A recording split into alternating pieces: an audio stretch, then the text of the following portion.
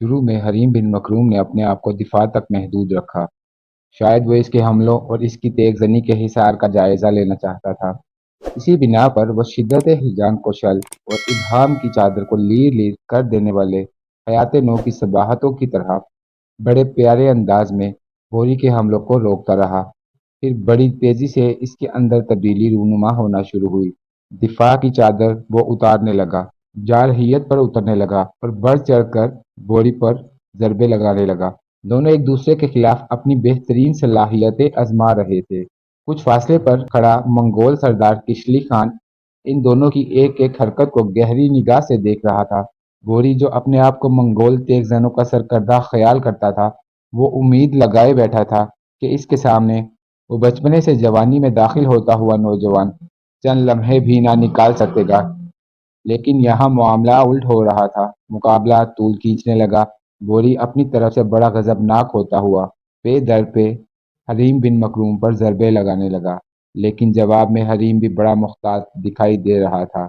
کچھ دیر جب مقابلے نے مزید طول پکڑا، تب وقت کی آنکھ نے دیکھا حریم بن مکروم کے حملوں میں اور زیادہ تیزی اور وحشت ناکی آ گئی تھی، جبکہ اس کے مقابلے میں اب بوری کی حالت خستہ حال ہونے لگی۔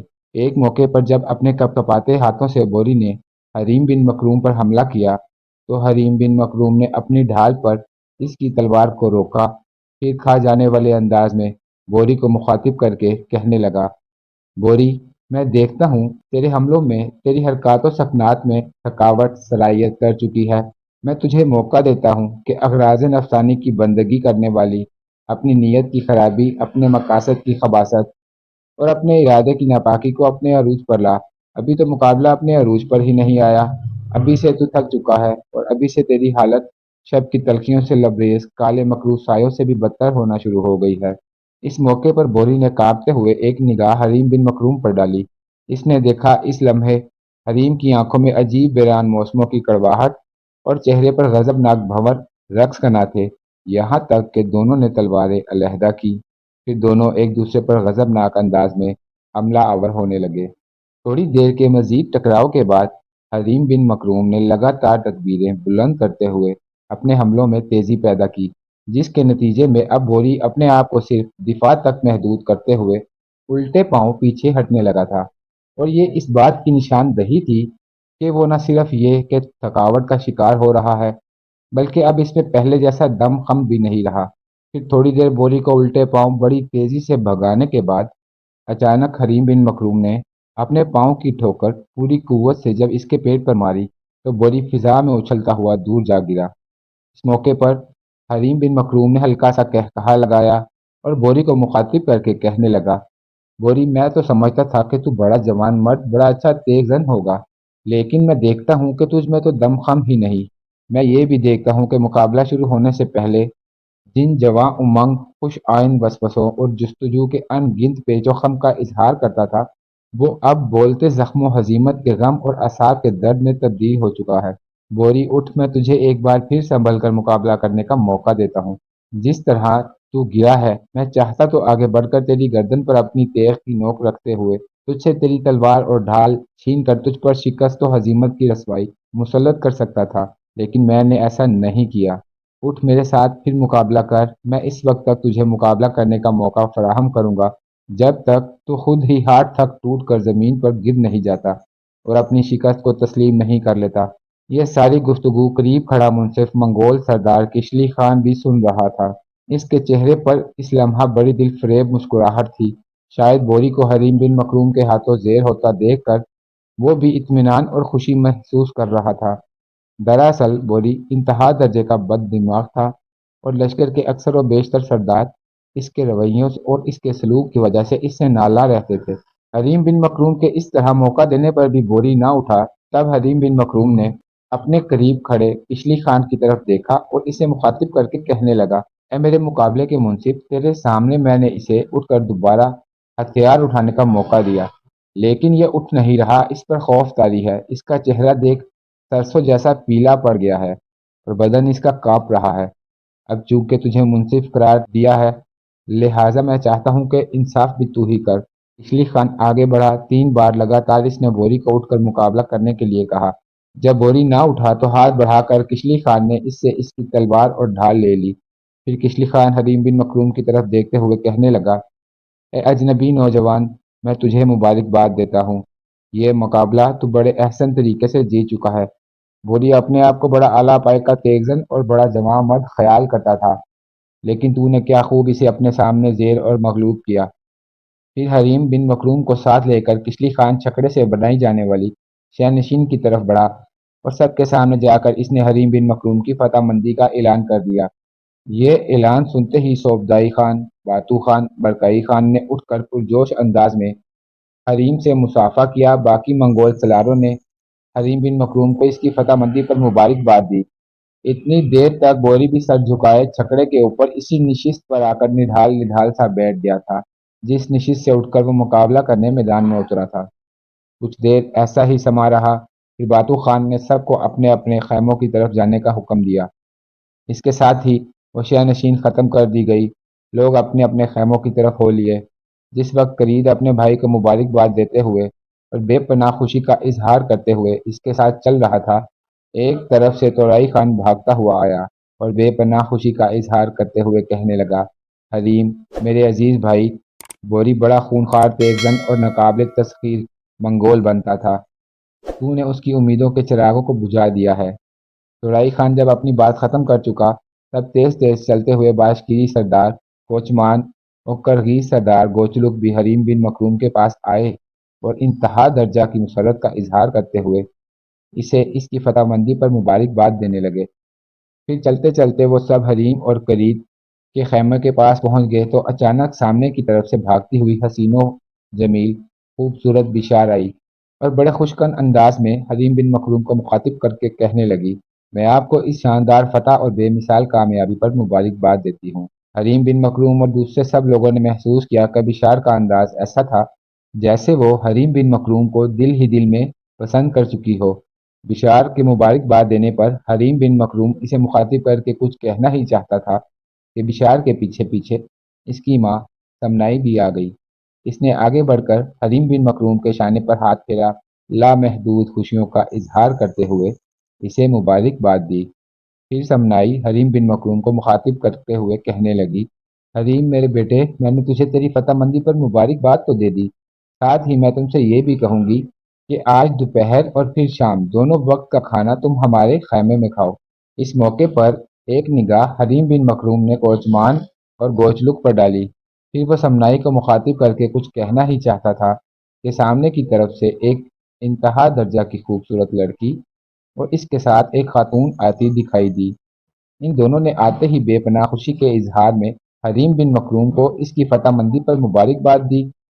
ان کی طرف دیکھتے ہوئے حریم بن مکروم پریشان تھا کہ کرغیز سردار گوچلک مسکراتے ہوئے بول اٹھا، حریم بن مکروم میرے بیٹے، پریشان ہونے کی ضرورت نہیں، یہ جو خاتون ہے یہ میری بیوی ہیں، ان کا نام منگتائی ہے۔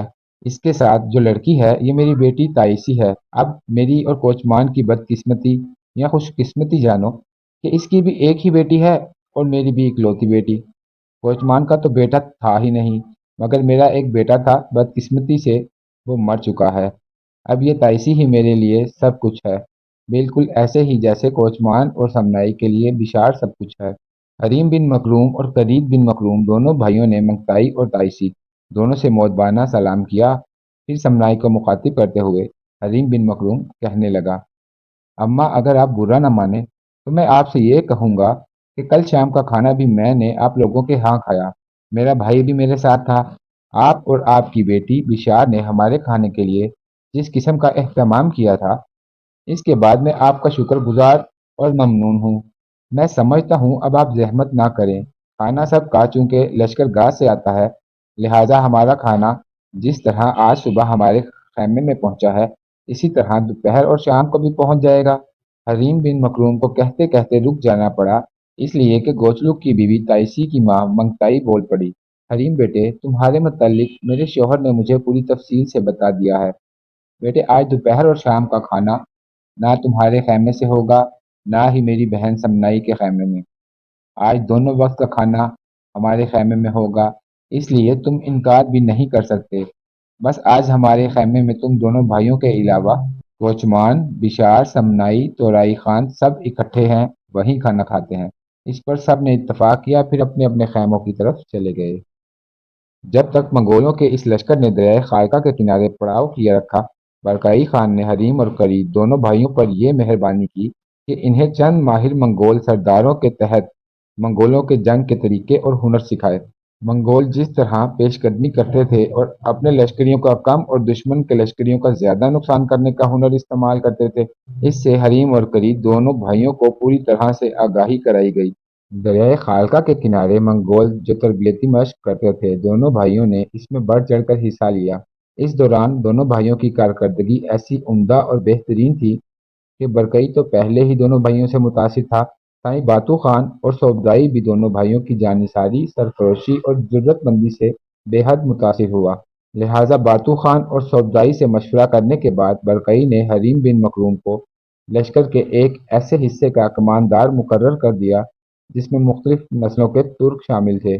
باتو اور برکئی خان نے اپنے جو سفیر روسیوں کے شہر ایازان کی طرف بھجوائے تھے، روسیوں نے یہ حماقت کی کہ منگولوں کے ان سفیروں کو مناسب جواب دینے کی بجائے ان سفیروں کو قتل کر دیا، اور اپنے سفیر قتل ہونے پر منگول قیامت ڈھا دینے والے تھے۔ جب منگول سفیروں کے قتل کی اطلاع منگولوں کے لشکر میں پہنچی تو فی الفور کسی رد عمل کا اظہار نہ کیا گیا۔ صوبدائی، باتو اور برکئی خان کو موسم سرما کے آغاز کا انتظار تھا، اس لیے کہ برف باری میں ندی نالے برفانی سرزمینوں میں جم جاتے تھے اور انہیں عبور کرنا منگولوں کے لیے بڑا آسان ہوتا۔ اس دوران منگولوں نے جو دوسرا کام کیا وہ یہ کہ بلغاریوں کے شہر کو فتح کرنے کے ساتھ ساتھ دریائے ودلگا کی جن قوتوں کو انہوں نے شکست دی، وہاں کے شکست خوردہ لوگوں کو انہوں نے اپنے لشکر میں شامل کر لیا، انہیں اپنے طریقہ جنگ کے مطابق تربیت دینی شروع کر دی۔ اس طرح وہ اپنے لشکر میں اضافہ کرتے جا رہے تھے۔ اس کے علاوہ منگول اپنے مرحوم خاقان اعظم چنگیز خان کے اصولوں کو بھی اپنائے ہوئے تھے، اس لیے کہ چنگیز خان کا اصول تھا کہ منگول اپنے دشمن کی طرف آہستہ آہستہ درجہ بدرجہ آگے بڑھیں۔ جب ایک خطے کو فتح کر چکے تو وہاں کی بچی کچی آبادی اکٹھی کی جائے، گھوڑوں اور غلے کے گوداموں پر قبضہ کیا جائے اور شکست خوردہ عناصر کو یا تو اپنے لشکر میں زبردستی بھرتی کر لیا جائے یا انہیں اسیران جنگ کی طرح ہنکایا جائے اور اگلے خطوں میں انہیں اپنے لشکر کے آگے آگے رکھا جائے۔ اس طرح اسیر قوموں کے افراد کو اپنے سامنے رکھتے ہوئے اور انہیں اپنے لیے ڈھال کے طور پر استعمال کرتے ہوئے منگول ان کی آڑ میں پیش قدمی کرنا جانتے تھے۔ اس طرح منگولوں کے دستوں کا زیادہ جانی نقصان نہ ہونے پاتا تھا۔ جب سرما شروع ہوا تو منگولوں نے روس کے اندرونی علاقوں کی طرف پیش قدمی کرنا شروع کر دی۔ ان کا رخ شمال مغرب کی طرف تھا۔ بظاہر ہر دیکھنے والی آنکھ منگولوں کے روس پر حملے کو حماقت خیال کرتی تھی۔ وہ کھلے ہوئے دشت کو چھوڑ کر جو خانہ بدوشوں کے حملوں کے لیے ہمیشہ سے موزوں چلا آتا تھا، گھنے جنگلوں کے علاقوں کا رخ کر رہے تھے، لیکن منگولوں نے بہرحال پیش قدمی شروع کر دی۔ منگول لشکر روسی علاقوں میں بڑی احتیاط اور ہنرمندی سے پیش قدمی کر رہا تھا۔ ان کو دشمن کی نقل و حرکت کا پتہ لگانے اور اپنی نقل و حرکت کو سربستہ رکھنے کا ہنر آتا تھا، اور اسے وہ استعمال بھی کر رہے تھے۔ اس طرح کی نقل و حرکت میں وہ سپہ سالاروں کی آواز نہیں سنا کرتے تھے۔ لاکھوں افراد پر مشتمل منگولوں کا یہ لشکر اپنی منزل کی طرف رواں دواں تھا، اور ان کی منزل روسیوں کا شہر ایازان تھا۔ حیرت کی بات ہے کہ اس دور میں نقشوں اور مقناطیسی پیمانوں کے بغیر منگول کمانڈر بہترین انداز میں اپنے ہدف کی طرف کوچ کر رہے تھے۔ یہ علاقہ ان کے لیے نیا تھا، اور انہیں یہ بھی علم نہ تھا کہ راستے کے اختتام پر کس قسم کا علاقہ آئے گا اور سینکڑوں ہزاروں مربع میل کے علاقے میں کس کس طرح کے اور کس تعداد میں دشمن سے پالا پڑے گا۔ لیکن کوچ کرنے والے ان منگولوں کو اپنی جرت مندی اور اپنی عزت پر پورا اعتماد اور کامل یقین تھا، اور یہ کہ دشمن کے مقابلے میں شکست کا تصور ان کے حاشیہ خیال تک بھی نہ آتا تھا۔ انہوں نے وسط سرما میں روسیوں کے شہر ایازان کی طرف پیش قدمی کی تھی، اور وسط سرما میں یلغار سے فائدہ یہ تھا کہ یخ بستہ دریاؤں کو عبور کرنا آسان تھا۔ اس زمانے میں روسیوں کو منگولوں کے حملے کی توقع ہی نہ ہو سکتی تھی، اور وہ شہروں میں غلے اور گوشت کے گوداموں کے ساتھ جمع ہو گئے تھے۔ ایازان شہر تک راستے میں پڑنے والے درختوں کو کاٹ کر منگولوں نے اپنی نقل و حرکت کے لیے ایک وسیع شاہراہ تیار کر لی تھی۔ ایازان کے قریب جو سب سے بڑی روسی قوت تھی وہ ولادیمیر کا حکمران یوری تھا۔ اس کا پورا نام کنیاز یوری تھا۔ اس کے پاس کافی بڑا لشکر تھا، اور اس نے ایازان کے حکمرانوں کے پیغام کو کوئی اہمیت نہ دی۔ دراصل ایازان کے حکمرانوں نے منگولوں کے حملوں کے خلاف اس سے مدد مانگی تھی، لیکن وہ منگولوں کا مقابلہ ان کے ساتھ مل کر نہیں کرنا چاہتا تھا۔ اس کا ارادہ تھا کہ وہ اکیلا ہی اپنی بے پناہ عسکری قوت کے ساتھ منگولوں سے مقابلہ کرے گا اور ہر صورت میں انہیں پسپا کر کے بدترین شکست سے دوچار کرے گا۔ اس بنا پر اس نے ایازان کے حکمرانوں کے پیغام کو کوئی اہمیت نہ دی۔ ایازان کے حکمرانوں نے اور بہت سے دوسرے شہروں کو مدد کے لیے پیغام بھیجا، جن میں ماسکو سر فہرست ہے۔ اس صورتحال میں منگول خوش تھے، اس لیے کہ وہ روس کے سارے چھوٹے بڑے حکمرانوں کو علیحدہ علیحدہ رکھ کر ان کی کلا کما کرنا چاہتے تھے۔ منگول جب اپنے لشکر کے ساتھ ایازان پہنچے تو انہوں نے دیکھا ایازان کافی بڑا شہر تھا۔ جس بات کی انہیں حیرت ہوئی وہ یہ کہ ایازان شہر کی فصیل لکڑی کی تھی۔ یہ منگولوں کے لیے ایک نیا تجربہ تھا۔ انہوں نے اسے مذائقہ خیز دفاع قرار دیا، اس لیے کہ ماضی میں بڑی بڑی کچی مٹی اور پختہ اینٹوں کی بنی ہوئی فصیلیں منگولوں کے سامنے ٹھہر نہ سکی تھی، تو کاٹ کی اس فصیل کی ان کے سامنے کیا اوقات تھی۔ منگولوں کا لشکر جب شہر کے باہر پہنچا اور شہر کی فصیل اور اس کے گرد و نواح کا جائزہ لیا، تب وہ ہرکارے جو منگول اپنے لشکر کے آگے آگے بھیجا کرتے تھے، انہوں نے آ کر باتو خان، برکئی اور صوبدئی کو اطلاع دی کہ ایازان شہر کے لشکر کی مدد کے لیے بہت سے سپاہی 4 شہروں سے پیش قدمی کر رہے ہیں، ایک ماسکو کی طرف سے اور 3 درمیانے درجے کے لشکر دوسرے مختلف شہروں سے آ رہے ہیں۔ جب ہرکاروں نے یہ اطلاع دی تو باتو خان اور اس کے بھائی برکئی خان نے صوبدئی کے ساتھ مل کر سارے سلاروں کا اجلاس طلب کر لیا۔ یہ اجلاس باتو خان کے خیمے میں بلایا گیا۔ اجلاس کا مقصد ایازان کے خلاف حکمت عملی طے کرنا تھا۔ اجلاس میں بوری، حائدار، کدان، کویوک، کوچمان، گوچلک، تورائی خان، باتو خان اور اس کے دستے راز، اغوان خان، کشلی خان، حریم بن مکروم، منگو خان اور دیگر بہت سے منگول سرداروں نے بھی شرکت کی۔ جب سارے سلار جمع ہو گئے تب انہیں مخاطب کرتے ہوئے باتو خان بول اٹھا، اے منگولوں کے عظیم سلاروں، تم لوگوں کو ایک خاص مقصد کے تحت یہاں جمع ہونے کی دعوت دی گئی ہے۔ تھوڑی دیر سے ہمارے کچھ ہرکارے جو ہمارے کوچ سے بہت پہلے شمال مغرب کے ان علاقوں کی طرف آئے تھے، انہوں نے اطلاع دی ہے کہ روس کے شمالی علاقوں کے شہروں، جن میں ماسکو بھی شامل ہے، بہت سے سپاہی ہمارے خلاف ایازان شہر والوں کی مدد کے لیے روانہ ہو چکے ہیں۔ میں اور صوبدائی نے مل کر جو فیصلہ کیا ہے وہ یہ کہ ان سارے لشکروں کو متحد نہیں ہونے دینا چاہیے۔ شمال کی طرف سے دشمن کے جو لشکر پیش قدمی کر رہے ہیں، ہمارے ہرکارے برابر ان پر نگاہ رکھے ہوئے ہیں۔ یہ لوگ برفانی علاقوں کے رہنے والے ہیں اور برف پر کارروائیاں کرتے ہوئے خوشی اور لذت محسوس کرتے ہیں، لیکن ہم نے ان پر ثابت کرنا ہے کہ خشکی ہو یا برف زار صحرا ہوں یا کھولتے ندی نالے، ہم نے اپنے دشمن کو ہر جگہ، ہر صورت شکست سے دوچار کرنا ہے۔ فیصلہ یہ ہوا کہ جس قدر لشکر ہمارے پاس ہے اسے 2 حصوں میں تقسیم کر دیا جائے۔ ایک حصہ یہاں رہتے ہوئے ایازان پر حملہ آور ہوگا۔ مجھے امید ہے کہ ایازان ہمارے سامنے زیادہ دیر ٹھہر نہیں سکے گا، اس لیے کہ شہر کا ہم جائزہ لے چکے ہیں۔ یہ پہلا شہر ہے جس کی فصیل ہم نے دیکھی ہے، لکڑی کی بنی ہوئی ہے، جو ہمارے سامنے چند لمحے بھی نہ ٹھہر سکے گی۔ لشکر کا دوسرا حصہ یہاں سے ابھی اور اسی وقت شمال کی طرف کوچ کرے گا، اور اگر شمال کی طرف سے آنے والے لشکر مختلف حصوں میں بٹ کر ایازان کی طرف بڑھتے ہیں تو ہمارے لشکر کا وہ حصہ بھی جو شمال کی طرف بڑھے گا اپنے آپ کو مختلف حصوں میں تقسیم کر لے گا اور شمال کی طرف سے آنے والے لشکریوں کا سامنا کرے گا۔ کوشش یہ کرنی ہے کہ شمال کی طرف سے وارد ہونے والے لشکریوں میں سے کوئی بھی ایازان کی حدود میں داخل نہ ہونے پائے۔ جو اصل واقعہ تھا وہ میں نے تمہارے سامنے بیان کر دیا ہے۔ اب سب مل کر آپس میں مشورہ کرو کہ یہاں ایازان کے محاصرے میں کس کس نے رہنا ہے، اور جو لشکر شمال سے آنے والے سپاہیوں کو روکے گا اس میں کون شامل ہونا چاہتا ہے۔ یہ فیصلہ میں تم پر چھوڑتا ہوں۔ ویسے میں نے اور صوبدائی نے مل کر پہلے ہی ایک فیصلہ کیا ہے۔ اگر تم لوگ اس سے اتفاق نہیں کرو گے تو پھر جو فیصلہ تم کرو گے وہی ہمارے لیے آخری ہوگا۔ باتو خان جب خاموش ہوا تو بڑی ارادت مندی کے اظہار کرتے ہوئے منگول سردار کشلی خان بول اٹھا، سائیں خان، کیا ایسا ممکن نہیں کہ جو فیصلہ آپ اور محترم صوبدائی نے مل کر کیا ہے اسے ہی آخری شکل دی جائے؟ میرے خیال میں اس فیصلے سے اگر آپ لوگ ہمیں آگاہ کرتے ہیں تو ہم میں سے کوئی بھی اس کے خلاف آواز نہیں اٹھائے گا۔ سب منگول سردار کشلی خان کے ان الفاظ سے اتفاق کرنے لگے تھے۔ اس صورتحال پر باتو خان نے اپنے پہلو میں بیٹھے صوبدائی کی طرف دیکھا اور اسے کہنے لگا، صوبدائی میرے عزیز، جو فیصلہ ہوا ہے اس سے اب تم خود ہی ان لوگوں کو آگاہ کر دو۔ اس پر صوبدائی نے سارے منگول سرداروں کو مخاطب کرتے ہوئے کہا، میرے عزیزو، سائیں باتو کے ساتھ مل کر جو فیصلہ میں نے کیا ہے وہ کچھ یوں ہے کہ میں اور باتو خان دونوں ایک حصے کو لے کر یہیں پڑاؤ رکھیں گے اور مل کر ایازان شہر کو فتح کریں گے۔ جہاں تک دوسرے حصے کا تعلق ہے، اس کی کمانداری برکئی خان کے پاس ہوگی۔ جو لشکر یہاں میرے اور باتو خان کے پاس رہے گا، اس میں حیدار، بوری، قائدو، قدان اور قیوب شامل ہوں گے۔